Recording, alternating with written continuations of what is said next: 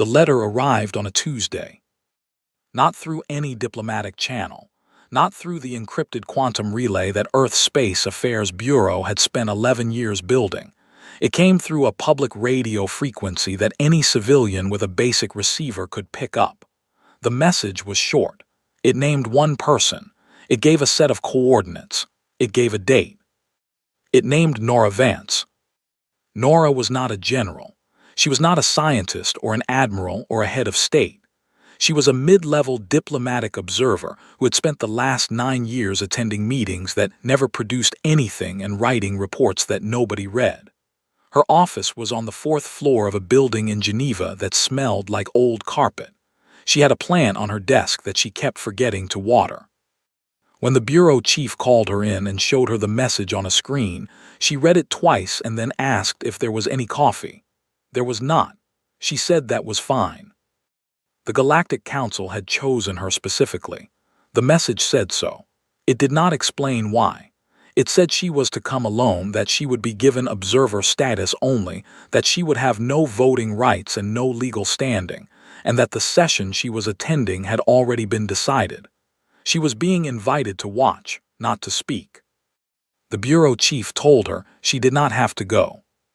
She said she would go.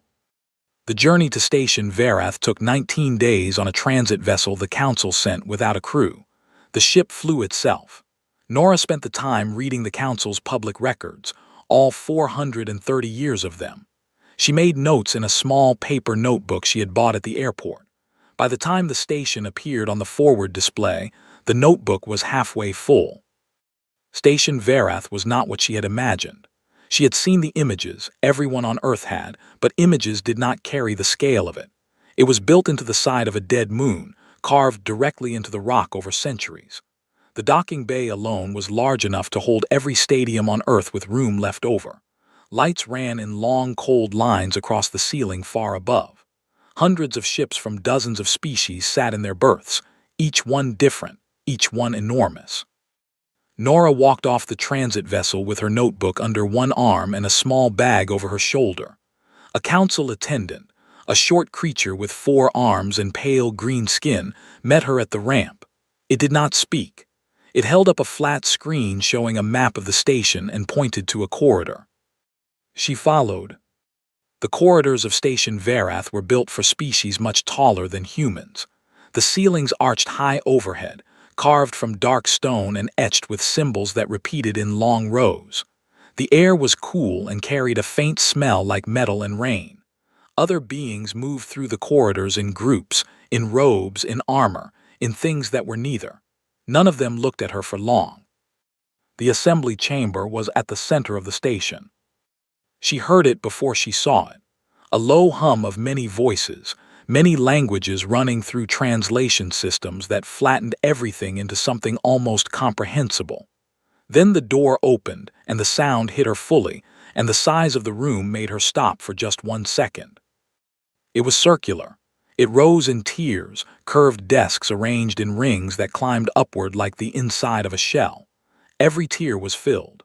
Hundreds of delegations, each species with their own section, their own lighting preferences, their own atmospheric units humming quietly beside their seats. At the center of the floor below was a single speaker's circle lit from above by a beam of white light.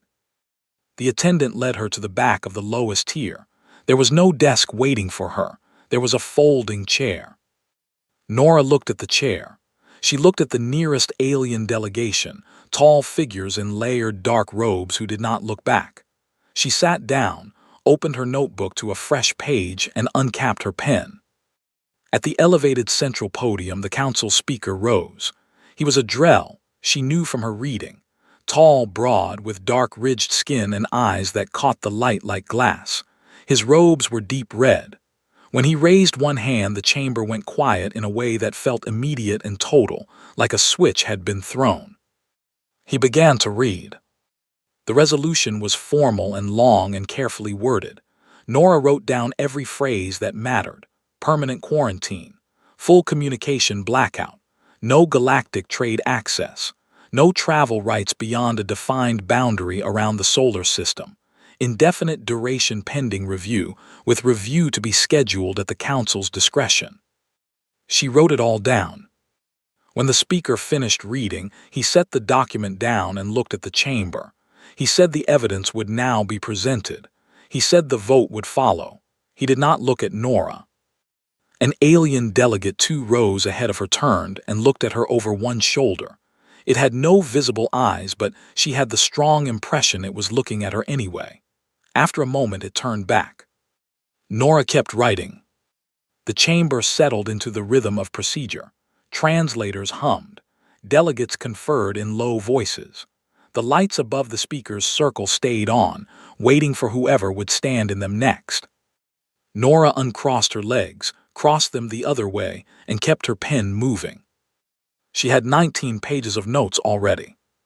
She was not close to done. The first delegate to speak was from the Veloran Assembly. Nora had read about the Velorans. They were one of the oldest species in the Council, 3,000 years of recorded interstellar history, known for precision and long memory. Their delegate was tall and thin with smooth silver skin and fingers that were one joint too long. It moved to the speaker's circle with the kind of ease that came from having done something 1,000 times. It spoke in Veloran. The translation came through a small device clipped to the edge of Nora's folding chair, provided by the attendant who had brought her there without explanation. The voice in her ear was flat and careful. The Veloran delegate presented numbers. Human warfare statistics going back 600 years. Conflicts counted by decade, casualties organized by scale, resources destroyed listed in units the translator rendered as approximate Earth equivalents.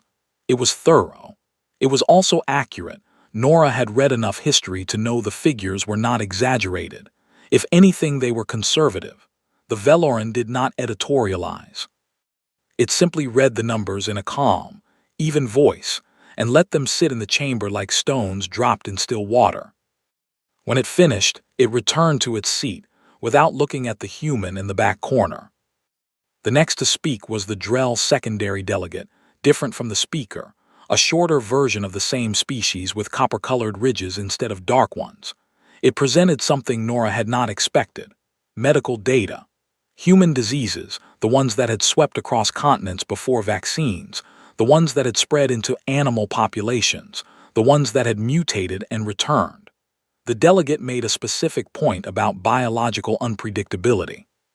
It used a phrase the translator gave her as uncontrolled internal contamination risk. Nora wrote that phrase down and underlined it. The Sulhari came third. Their philosopher was old, she could tell even without knowing exactly what age looked like on that species. It moved slowly to the speaker's circle, leaning on a staff carved from something that looked like bone. It did not bring data screens or holographic displays. It spoke from memory. It talked about human psychology, about short-term thinking, about the gap between what humans said and what humans did.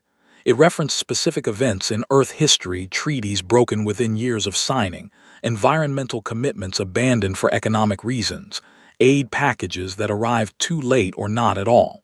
It spoke without anger. It spoke with something closer to sadness. That was somehow harder to sit through than the numbers. Nora kept writing. There was a brief recess. Delegates broke into small clusters. The attendant brought Nora a cup of something warm that was not coffee or tea but had a similar effect on her alertness. She drank it and kept her eyes on her notebook. A Marin delegate approached her during the recess.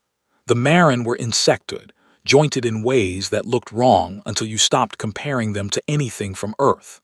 This one stopped about 2 meters away from Nora and tilted its head at an angle that the Marin physiological file in her memory identified as inquiry.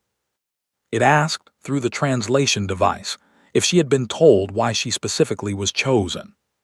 She said no. It said that was interesting.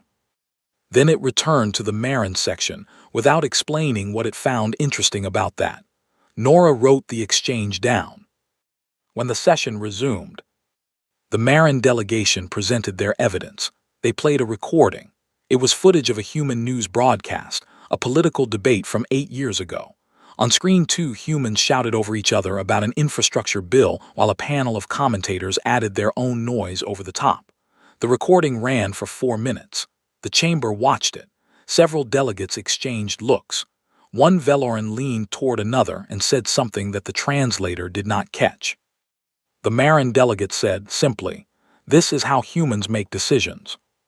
Nobody laughed. The silence was worse than laughter would have been. One more delegation spoke before the lunch interval.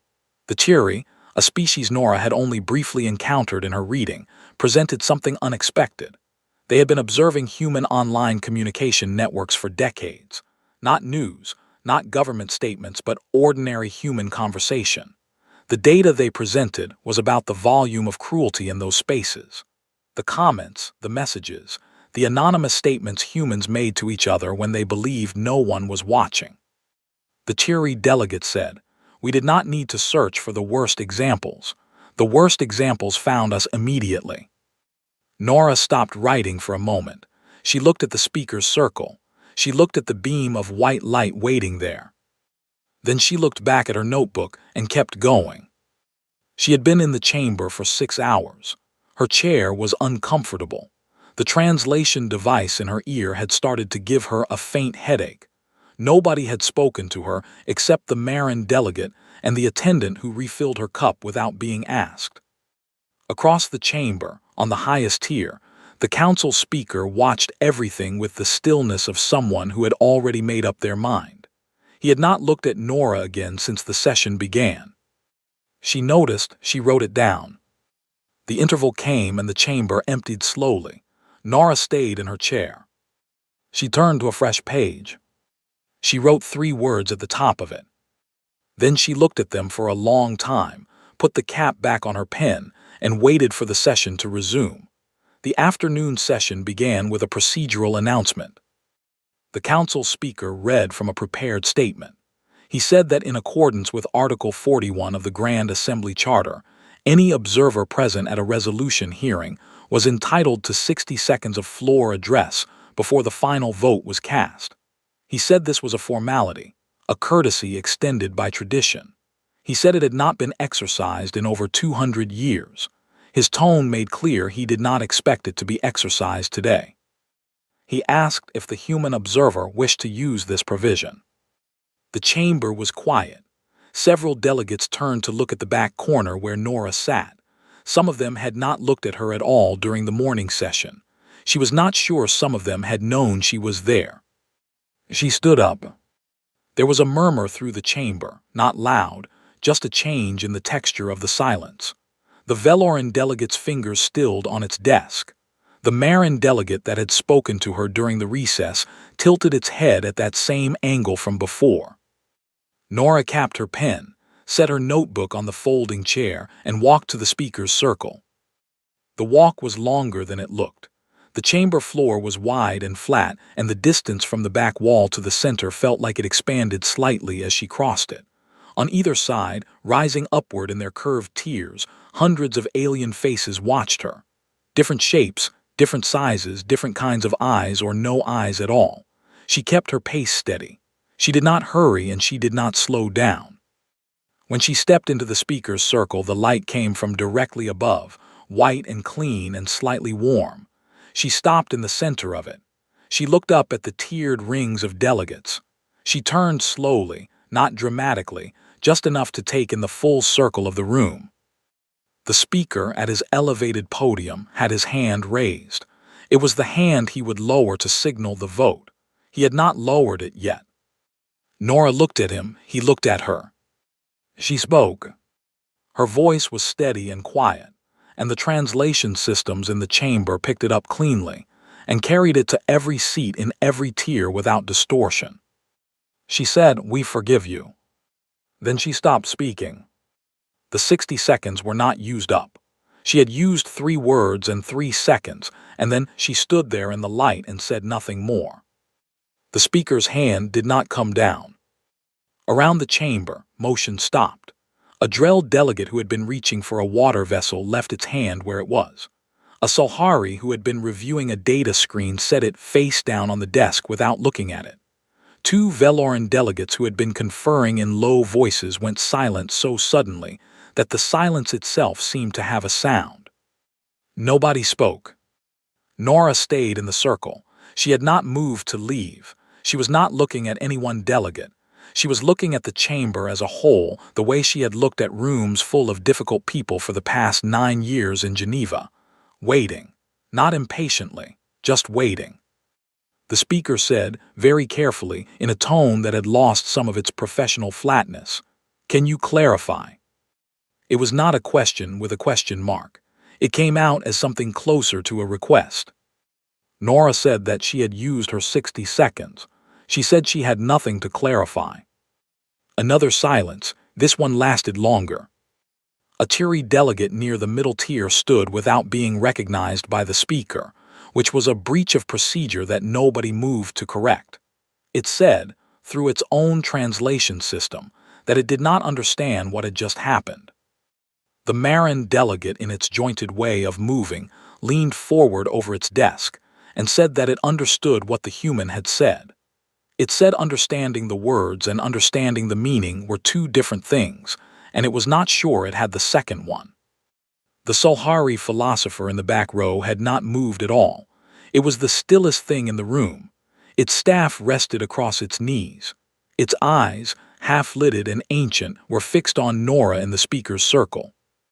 The Veloran primary delegate said, formally and correctly, addressing the speaker, "The observer's statement requires a response from the chair." The speaker said nothing for a moment. He looked at his hand, which was still raised. He looked at the chamber. He looked at Nora. He lowered his hand. He did not lower it to signal the vote. He just lowered it, resting it on the podium edge. His expression was not readable to Nora. She had not expected it to be. She had spent 9 years learning to read human faces in difficult rooms, and alien faces were a different text entirely. But his hand had come down, and the vote had not started. That was something.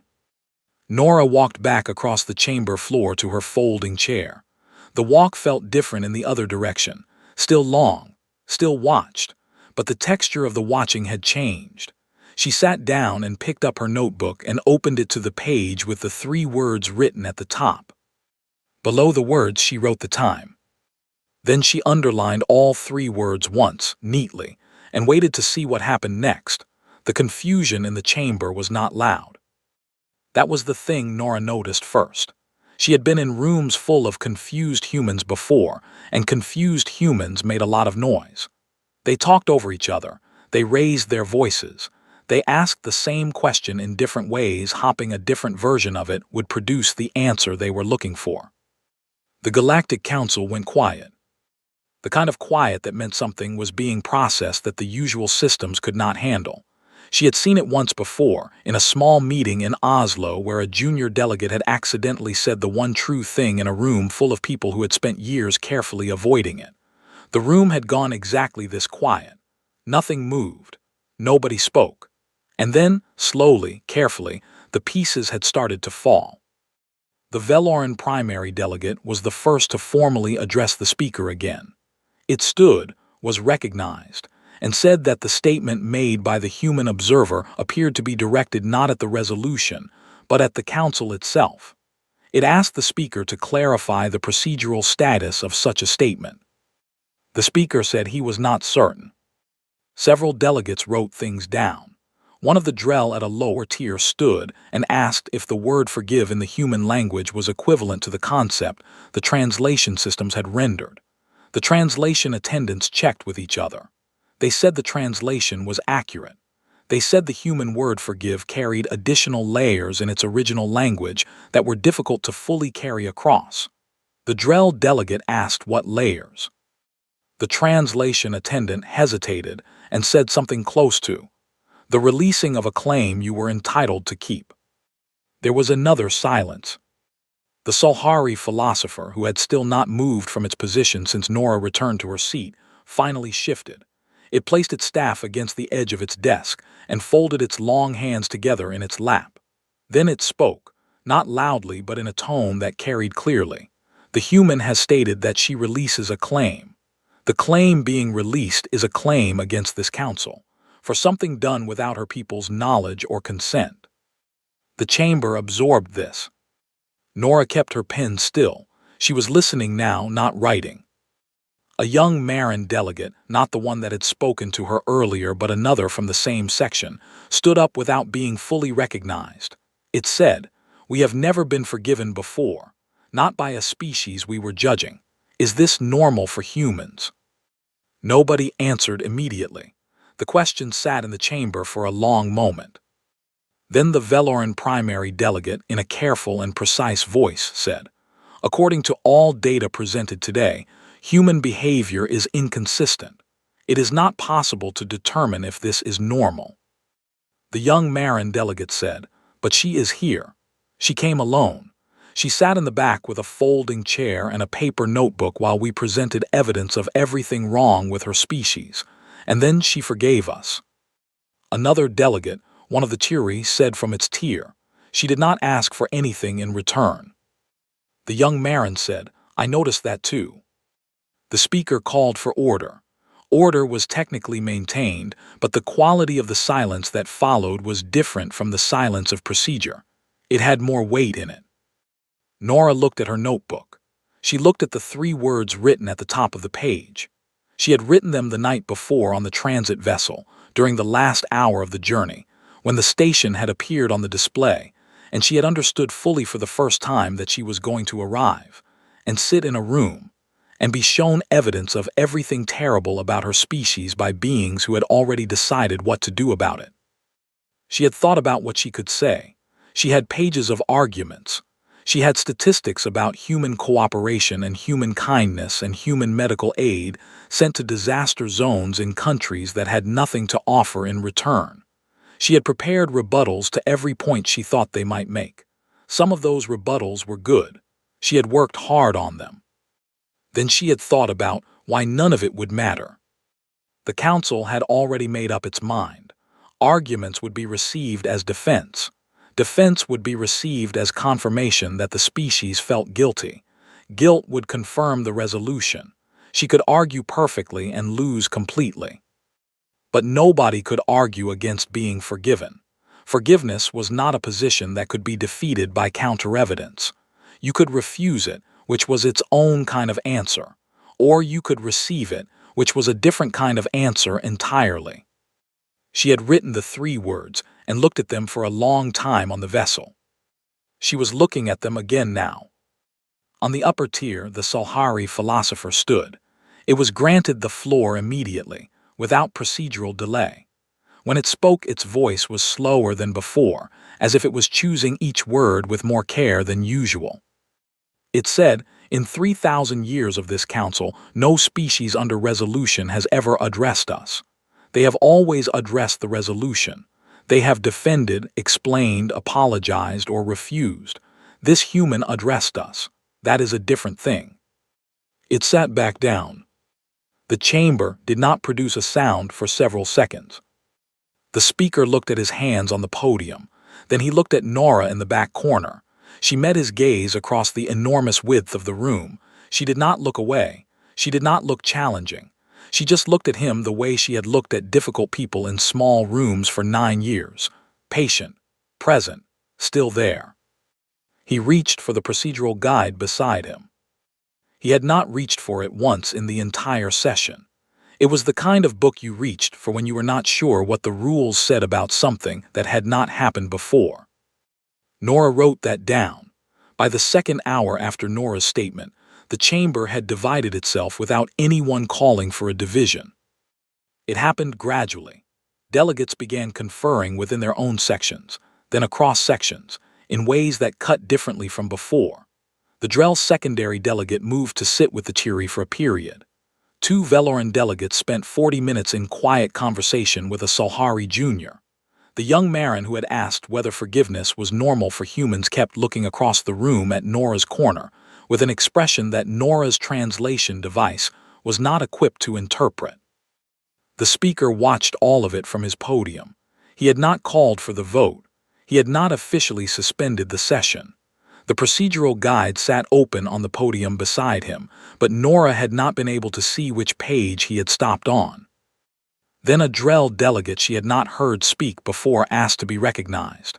It was one of the older ones, with darker ridges and a slower way of moving that suggested either age or seniority.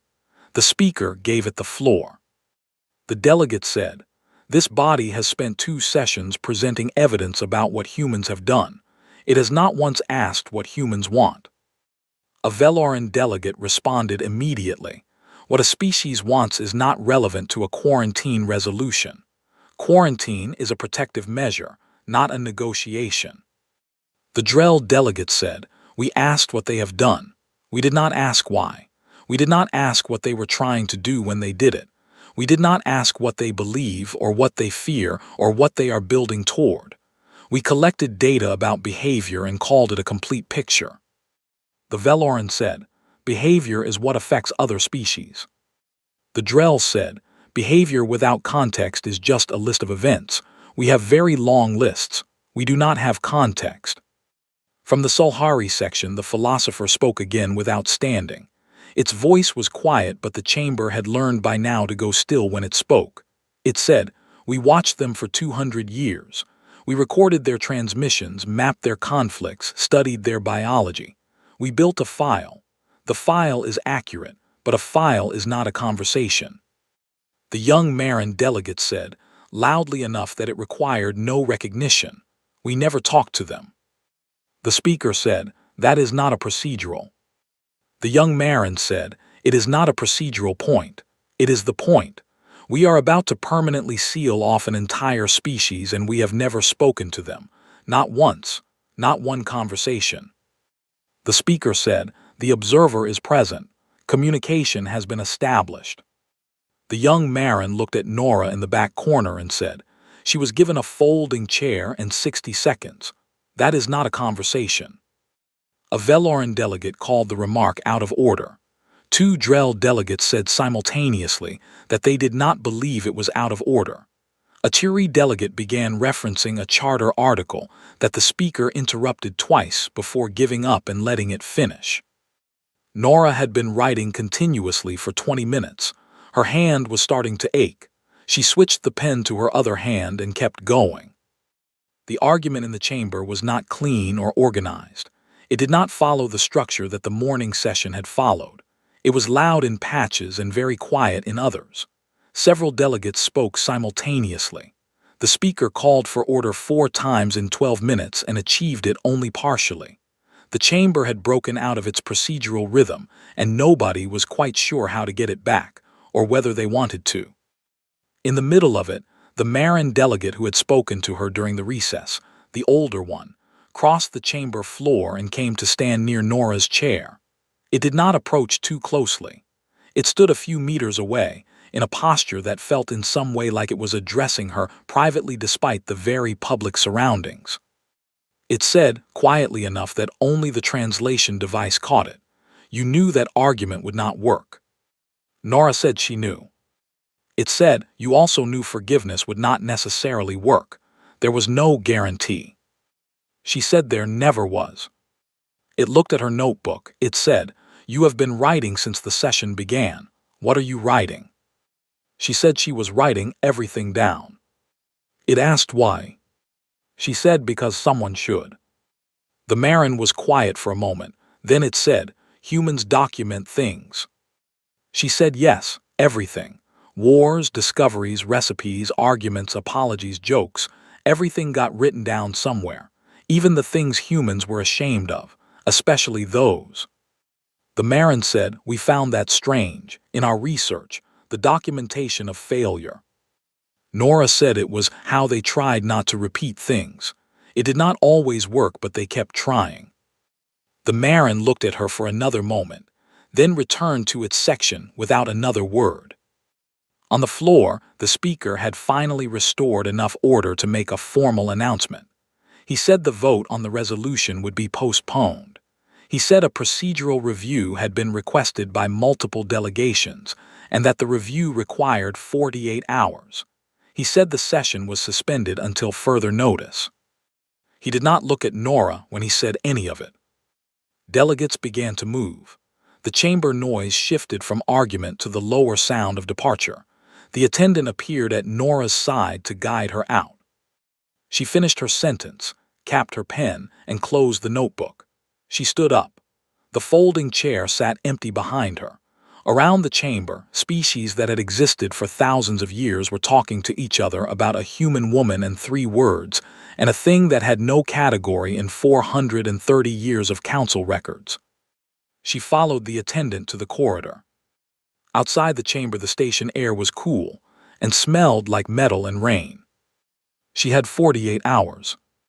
She went to find something to eat and kept the notebook close. The 48 hours were not quiet. Nora's quarters on Station Verath were a small room near the lower docking levels, clearly not designed for human proportions. The ceiling was higher than necessary, and the furniture was wrong in ways that were hard to name exactly.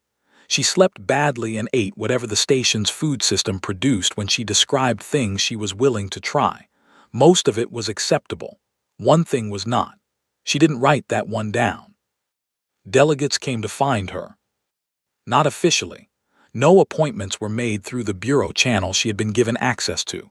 But across those 2 days, 7 different delegates found their way to the corridor outside her quarters or to the small common area where she sat in the mornings writing her notes.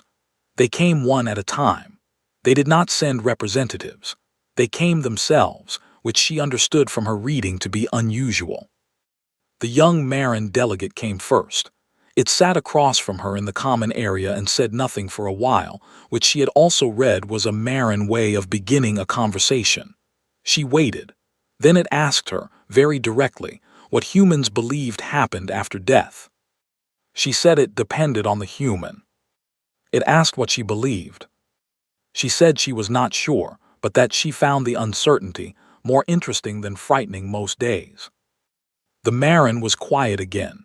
Then it said, "We have a word in our language for the comfort found in shared uncertainty. It does not translate well, but I think you understand the thing it describes." She said she thought she did. The Solhari philosopher came on the second morning. It was the longest visit. It sat with her for nearly 2 hours and asked about human history, not the disasters, not the wars, but the recoveries. It wanted specific examples of times humans had done something terrible and then done something differently afterward. She talked. It listened. When she mentioned the international agreements on nuclear testing from the 20th century, it asked her to explain the reasoning that led humans to agree to limit their own weapons. She explained. It said, "You constrained your own power. Voluntarily." She said yes. It said, "We did not include that in our files." She said she knew. Before it left, it said something she wrote down carefully. "We have spent 2 centuries studying what you are. We did not spend a single day asking what you were trying to become." On the second evening, the Drell who had spoken about context during the argument came to find her. It was brief. It told her the speaker had requested a private summary of the conversations delegates had been having with her. It asked if she objected to that summary being shared. She said she did not object. She asked if the speaker was going to attend one of these conversations himself. The Drell paused and said that was not impossible. Then it left. The speaker did not come. But on the morning of the 3rd day, when the session reconvened, Nora arrived to find that the folding chair had been replaced. In its place was a proper desk, smaller than the others but the same construction, the same dark material, set not in the back corner but at the edge of the lowest tier. It had a translation unit built in and a small panel of lights that indicated active participant status. She stood in front of it for a moment. The attendant appeared at her side and said with careful neutrality that the desk was provisional. She said she understood. She sat down. The speaker called the session to order. He announced that the resolution on human quarantine had been withdrawn by procedural motion, supported by the minimum required number of delegations. He read the names of the species that had filed the motion. There were 9 of them. The Marin were first on the list. The Solhari were second. The Drell were on the list. The Velorans were not, but 3 Veloran delegates had filed a formal abstention rather than a vote in support, which was, Nora had been told, the Veloran version of reconsidering.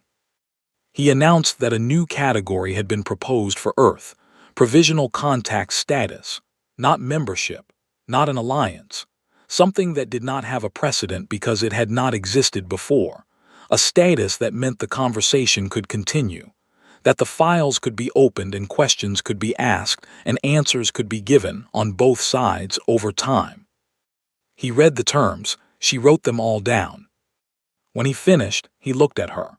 The first direct look he had given her since the first session.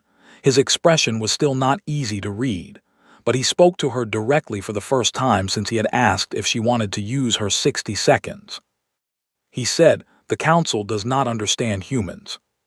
She said, "I know." He said, "That was not a criticism." She said, "I know that too." He looked at her for another moment. Then he said, "The philosopher told me what you said about documentation, about writing down the failures." She waited. He said, "We do not do that. We record achievements. We record advancements. We do not record the things we got wrong." She said, "That must make it hard to know what to fix." He said nothing for a moment. Then he said, "The session will continue." She opened her notebook to a fresh page. Around the chamber, hundreds of alien faces looked at the small desk at the edge of the lowest tier, where a human woman sat with a paper notebook and a pen. Some of them had expressions she could not read. Some she could, a little.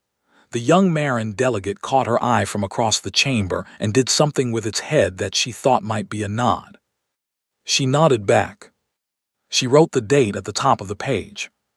Below it she wrote, "Day 1 of the actual conversation." Then she uncapped her pen and the session began.